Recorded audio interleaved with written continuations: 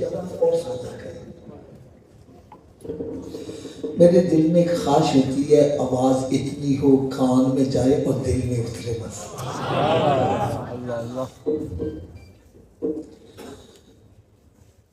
دوسری بات جو میں نے عرض کرنی ہے وہ سب اسلامی بھائیوں کی خدمت میں بالکل واضح بات میں کرنے لگا ہوں. میری بات آپ کو غلط لگے آپ نے لحاظ نہیں کرنا. کھڑے ہو کے مجمع میں کہنا حافظ صاحب آپ غلط کہہ رہے ہیں.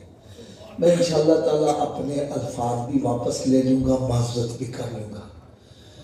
لیکن اگر میری بات سچی لگے پھر عمل ہونا چاہیے کہ نہیں ہونا چاہیے.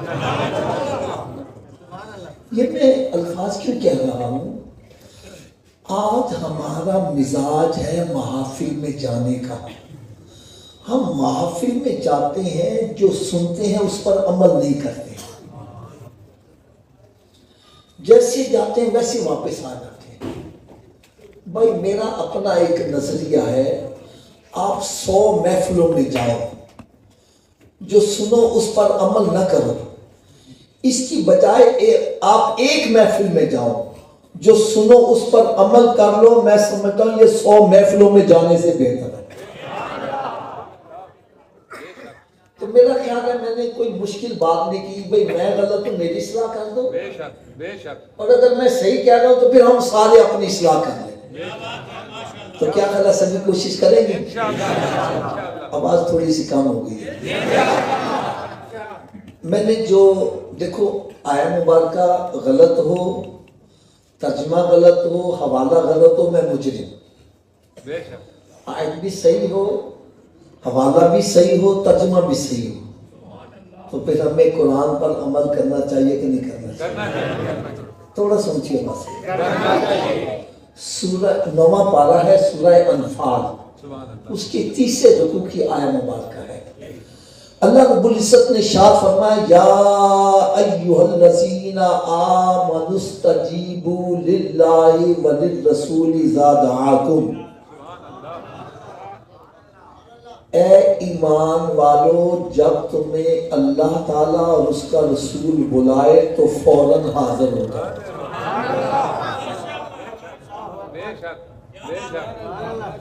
کیا کرو فوراً. اس کا شان نزول کیا ہے؟ حدیث مبارکہ میں آتا ہے سرکار دو عالم نور مجسم صلی اللہ تعالیٰ علیہ وسلم ایک مرتبہ ایک صحابی رضی اللہ تعالیٰ عنہ کو آواز دیتے ہیں.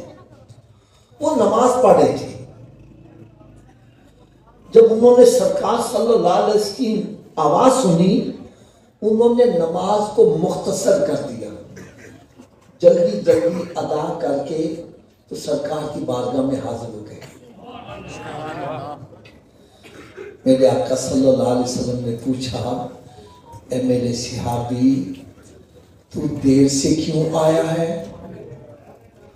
عرض کرنے لگے یا رسول اللہ صلی اللہ علیہ وسلم میں نماز پڑھ رہا تھا. تھوڑا سوچیے بات میں کیا پڑھ رہا تھا؟ نماز کس کی عبادت ہے؟ تو میرے آقا صلی اللہ علیہ وسلم نے جو جواب دیا وہ سنو. سرکار صلی اللہ علیہ وسلم فرمایا کیا تم نے یہ آیہ مبارکہ نہیں پڑھی یا ایھا الذین آمنوا استجیبوا للہ وللرسول اذا دعاکم. اے ایمان والو جب تمہیں اللہ اور اللہ کا رسول بلائے تو فوراً حاضر ہو جاؤ. عرض کرنے کے یا رسول اللہ صلی اللہ علیہ وسلم آیت تو پڑھی تھی لیکن مطلب کا پتہ آج چلا ہے.